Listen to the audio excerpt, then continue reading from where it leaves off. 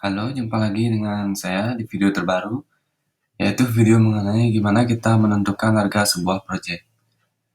Bagaimana sih kita menentukan berapa harga yang harus kita tawarkan untuk klien pada sebuah proyek yang kita akan kerjakan. Oke, kita langsung saja.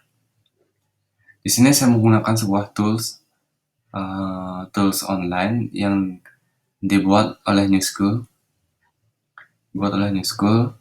Tools ini bernama How Much. Ya, nanti saya akan tuliskan link di mana sih kita dapat mengakses tool ini.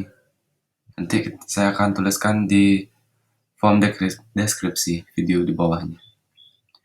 Oke, pertama langsung saja kita masuk ke penjelasan mengenai tools ini.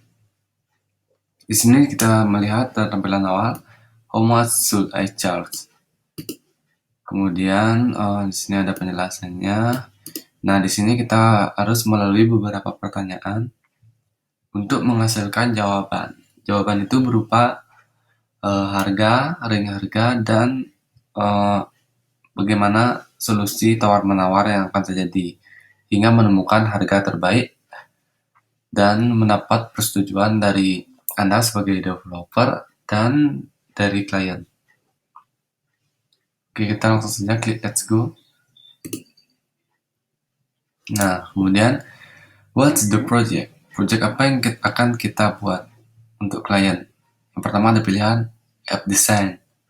Yang kedua ada web design, kemudian ada brand design dan print design. Di sini saya akan mencoba menggunakan project web design. Jadi kita umpamakan kita akan membuat project untuk mengerjakan web design. Klik web design, kemudian klik tombol next. Kemudian ada pertanyaan selanjutnya, who's the client? Di sini ada 3 pilihan. Yang pertama adalah private client, kemudian ada small or medium business, kemudian ada large corp. Nah, di sini private client ini adalah perorangan yang ingin order. Misalnya di sini contohnya adalah web design. Di sini contohnya klien yang mengorder web kepada kita. Di sini kliennya bersifat privat atau pribadi, perorangan. Kemudian kalau yang di sini small or medium business ini yang mengorder klien itu sebagai bisnis. Entah itu bisnis kecil atau bisnis sedang. Nah, nanti harganya akan berbeda soalnya. Di sini ada large corp, perusahaan besar. Misalnya di Indonesia ada yang klien kita itu misalnya Pertamina atau perusahaan TV swasta atau dan lain-lain. Oke, sudah jelas perbedaan di sini. Di sini lebih menitik beratkan pada proyek pribadi. Ini ke proyek bisnis menengah dan kecil. Kemudian ada bisnis dan perusahaan besar. Untuk ini kita pilih saja small or medium business. Misalnya kita ingin membuat website untuk perusahaan kelas menengah. Oke, klik next. Nah, how much does it cost you? Di sini kita harus mengisikan berapa tarif rata-rata. What is your hourly rate? Ini tarif per jam Anda berapa? Bisa mengubah currency-nya. Di sini saya menggunakan US dollar. Misalnya per jam Anda dibayar, ini rata-rata ya, untuk pekerjaan web $50 per jam. Ini untuk web design. Berapa jam yang Anda habiskan untuk mengerjakan proyek ini?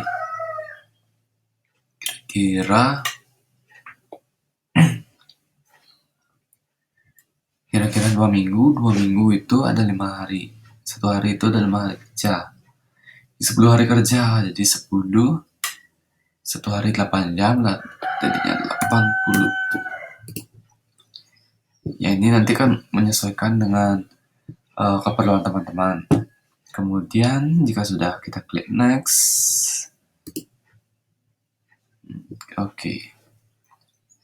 Kemudian is the project interesting? Nah, di sini apakah proyek itu menarik bagi kalian atau berguna untuk di masa depan kalian. Ya, di sini misalnya di bawah ada 4 pilihan. Apakah ini proyek yang membosankan, atau ya hanya sekedar, atau proyek yang luar biasa, atau ini memang proyek impian Anda. Mungkin di sini saya akan memilih awesome project. Klik next. Ya, jika sudah memilih, klik next after the project. Nah, setelah proyek jadi, apa yang tindakan selanjutnya? Yang pertama, di sini ada 4 juga. Yang pertama, I will hate myself a little. Mungkin Anda akan membenci diri Anda setelah proyek itu jadi. Atau nothing will change, tidak ada terjadi apa-apa. Atau will look good on my portfolio. Nah, ini berarti Anda akan, misalnya proyek web design Anda yang kerjakan, Anda cukup puas dan Anda merasa bagus, jadi Anda akan memajangnya di portfolio. Kemudian ada my life may change, mungkin dia akan mengubah kehidupan Anda. Saya mau memilih nomor 3 ini karena saya akan menempatkannya di portfolio. Di sini ada you should charge. Jadi berapa sih harga yang harus Anda tawarkan? Di sini adalah $5.760.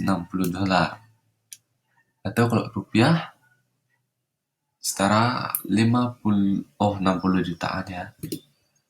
Sounds like an awesome project. Nah, di sini ada penjelasannya. Ini project yang mengumumkan kamu dapat bernegosiasi hingga klien menawarkan harga terendah, yaitu $4.000. Jika kamu harus tapi kamu ini hanya disesuaikan. Jadi tools ini cukup bagus bagi saya untuk menentukan harga sebuah project. So jadinya selamat mencoba, semoga berhasil dan berguna. Jangan lupa di like dan subscribe channel ini dan share kepada teman-teman Anda. Terima kasih.